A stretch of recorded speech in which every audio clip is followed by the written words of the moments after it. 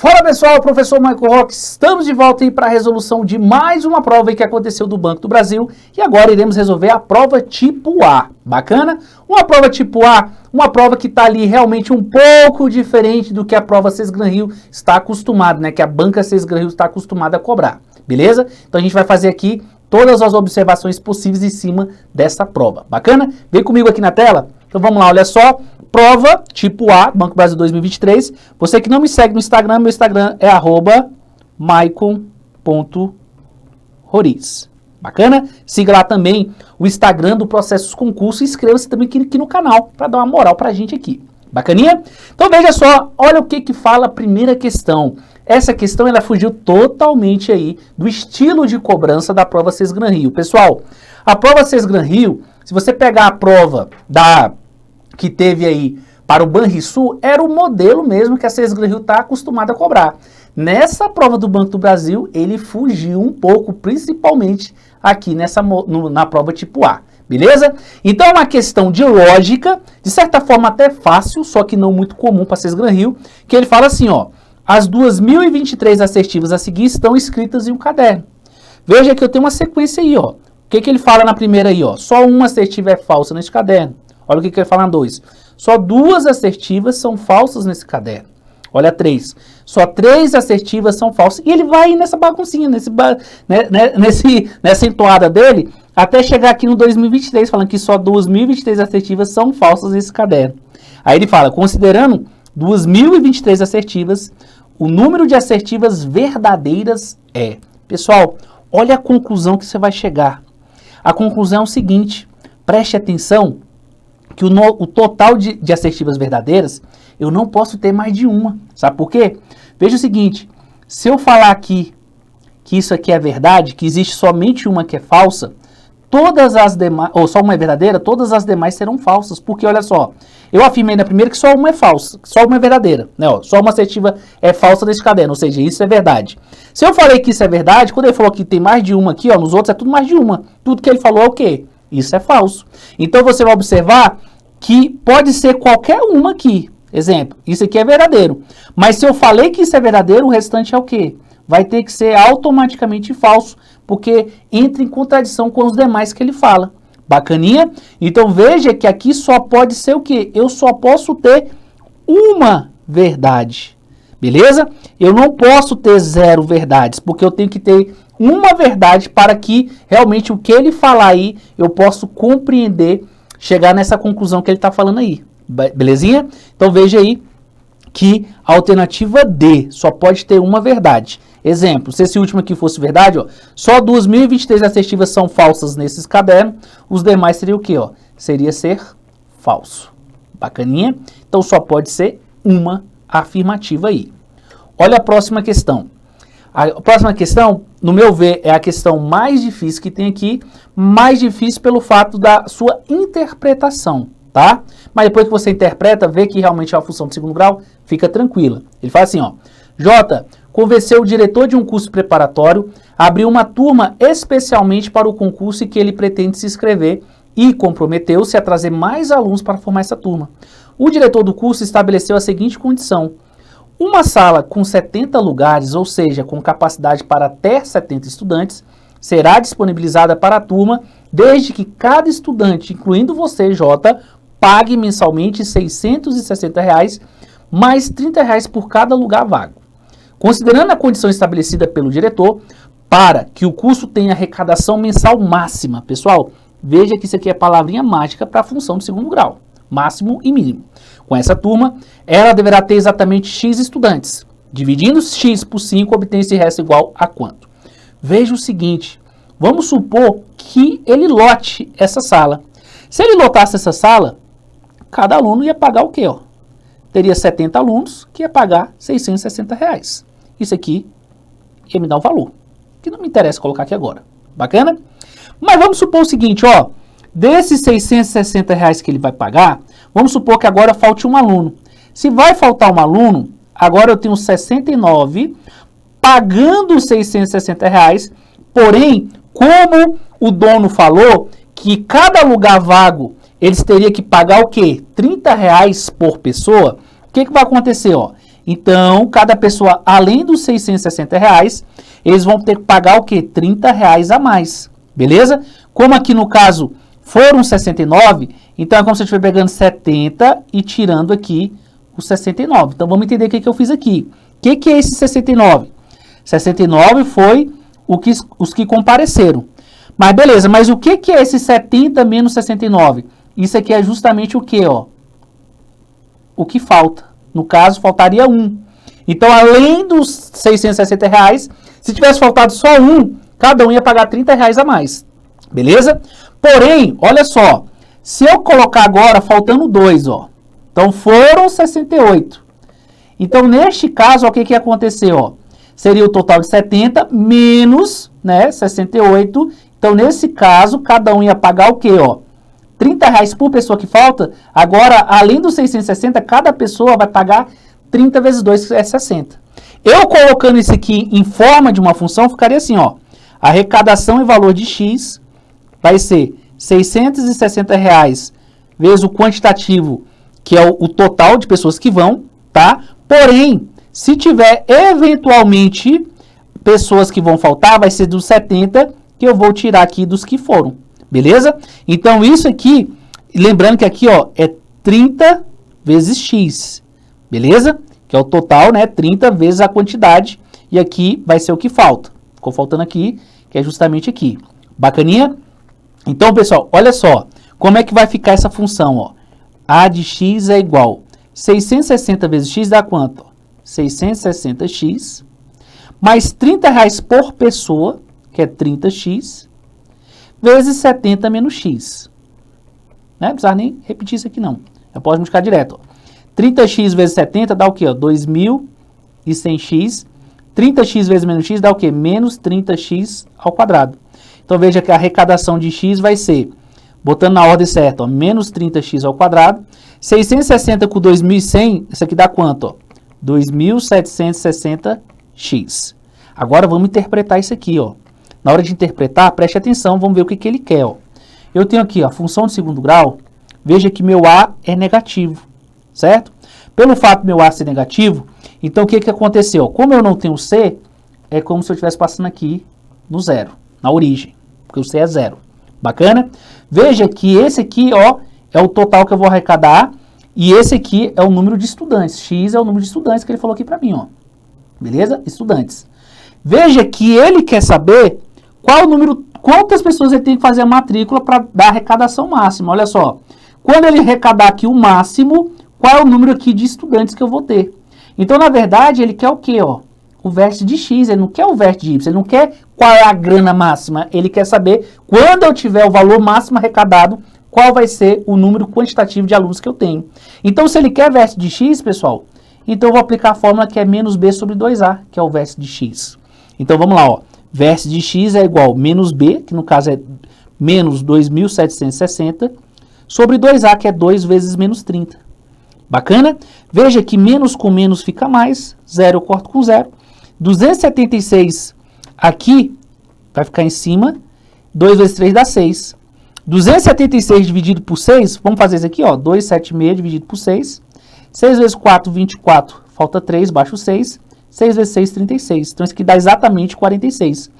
Então, quando eu tiver 46 estudantes, vai ser a arrecadação máxima. Só que a questão mandou eu pegar esse valor, dividir por 5, ó, 46 dividido por 5.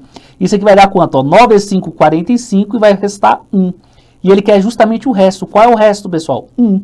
Gabarito, portanto, alternativa B de Brasil. Considero essa a questão mais difícil aí dessa prova desse tipo A. Bacana?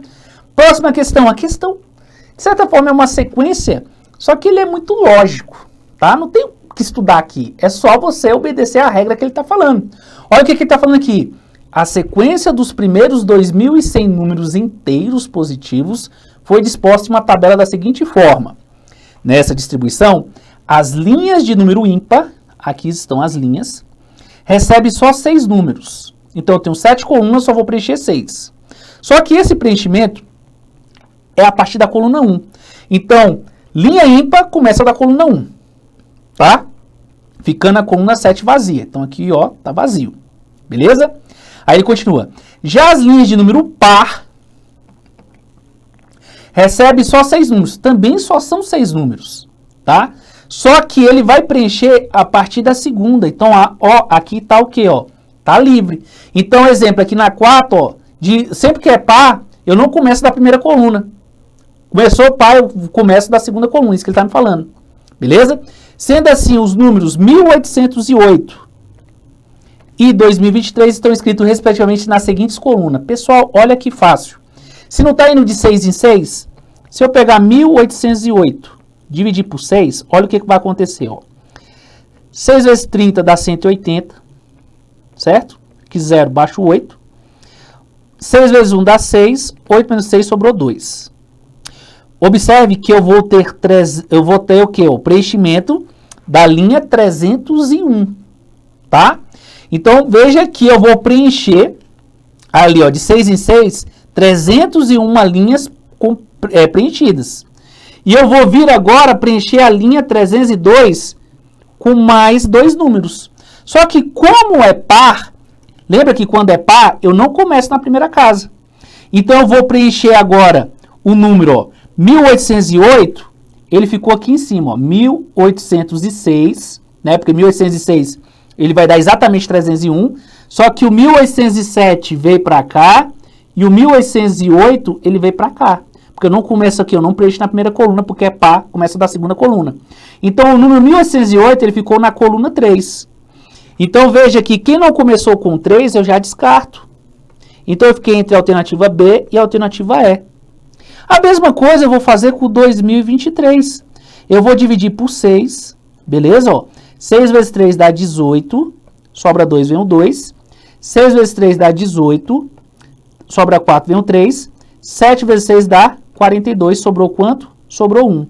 Veja o seguinte, ele preencheu 337, né, multiplicado por 6, que deu exato, e ele vai começar agora lá na linha 338.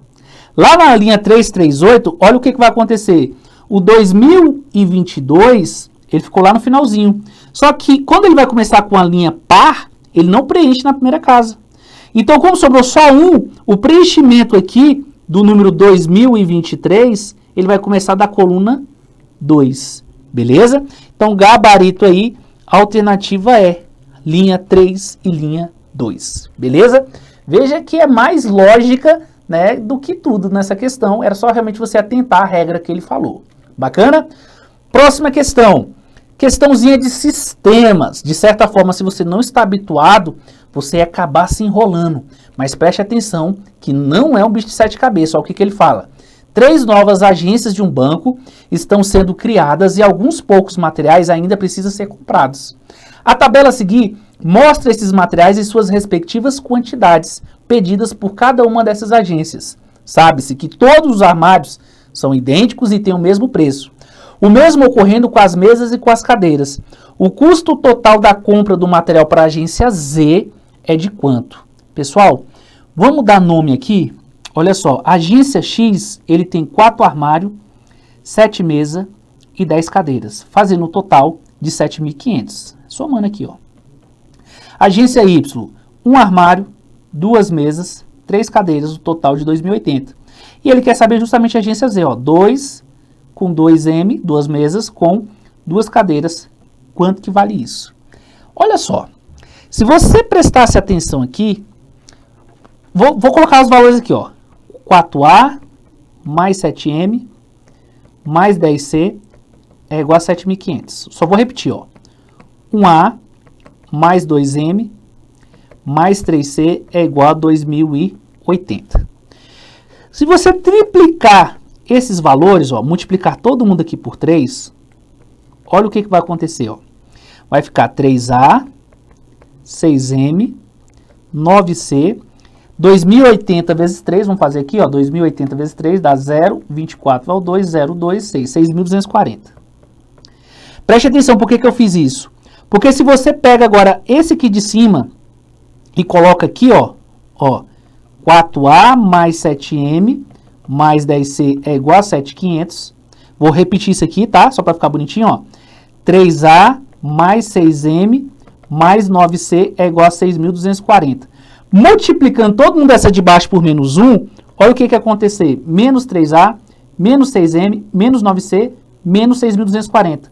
Porque quando eu somo, 4 menos 3 dá A, 7 menos 6 vai dar M, né? Ó, 1A, 1M, 10 menos 9 vai dar o quê? Ó? 1C, e aqui vai ficar 0, vai ficar, pegar emprestado aqui fica 4, 10 menos 4, 6, 2, 1.260. Por quê, pessoal? Como ele quer 2A mais 2M mais 2C, é só multiplicar aqui por 2. Então, olha o que ia acontecer aqui, ó, multiplicando por 2. 2A mais 2M mais 2C, 1.260 vezes 2, dá quanto? Ó? 2.520, certo? Então, veja aí que o gabarito seria o quê? Alternativa D, de doido. Professor do céu, você fazendo agora é tão fácil, é a prática, tá? Não tem bicho de 7 cabeças, é só você realmente observar essa multiplicação por 3 aí. Existem outras maneiras? Existem várias maneiras. Para mim, essa é a maneira mais fácil. Bacana? Próxima questão aqui, a última, né? Veja que essa questão é a questão de análise combinatória. Então, ele fala assim, um investidor muito supersticioso escolhe mensalmente um conjunto de 3 tipos de investimentos para aplicar alguma quantia. Ele toma por regra dispor apenas dos mesmos 9 tipos de investimentos. Então, ó, ele tem aqui, ó, 9 tipos de investimentos. E nunca repetir em um mesmo mês o mesmo conjunto de 3 tipos já usados em qualquer mês anterior. Por exemplo, se no primeiro mês ele escolheu o investimento, ó, primeiro mês A, B e C. No segundo mês, A, B e D. E no terceiro mês, E, F e G. Então, ele não poderá investir novamente, no mesmo mês, por exemplo, no conjunto dos investimentos do tipo A, B e C, por já tê-lo usado no primeiro mês. Considerando as condições descritas, o número máximo de meses em que o investidor poderá fazer esses investimentos é de quanto? Pessoal, a gente está diante de uma questão de análise combinatória. Então, você que é meu aluno, você sempre sabe o seguinte, ó, se ele tem aqui 9 tipos de investimentos e ele quer fazer 3, veja que o número de posições é diferente do número de elementos. Então, ou é uma questão de arranjo, ou é uma questão de combinação. Beleza? Mas, observe o seguinte, se eu pego aqui, por exemplo, ó, A, B e C, ou C, A e B, neste caso específico, observe que nesse caso aqui, a ordem aqui não importa. Se eu pegar isso aqui e isso aqui, é como se fossem os mesmos investimentos e não pode. Se a ordem não importa, então isso aqui é uma combinação, certo? Porque tanto A, B, C, ou C, A e B, isso aqui, de certa forma, seriam os mesmos investimentos. Então, isso aqui é uma combinação. Se é uma combinação onde eu tenho 9 tipos de investimentos, eu quero escolher de 3 em 3, sem repetir, certo? Então, você sabe que existe um macete de fazer uma combinação. Não precisa usar a fórmula. O macete consiste no seguinte, esse cara, que é o P, vai me indicar o número de traço, 1, 2, 3. E ele vai vir como contagem regressiva, 3, 2, 1. Esse cara vai vir como contagem regressiva, mais o número de casas que tiver. No caso, são 3. O cara é como 9, 8, 7. 9 dividido por 3 dá 3. 8 dividido por 2 dá 4. 4 vezes 3 dá 12. 12 vezes 7 dá 84. Então, o número máximo de meses que ele vai fazer esse investimento sem repetir é 84. Portanto, aí, gabarito alternativa A de aprovado. Beleza? Se você chegou até aqui o final do vídeo, não esqueça de me seguir lá no Instagram, maico.roriz. Também seguir o canal do Processos Concurso, beleza? Então tá aí, só procurar o tipo da sua prova, A, B e C, tá aqui na playlist aí. Aguardo você nas próximas resoluções. Tamo junto, valeu, até a próxima!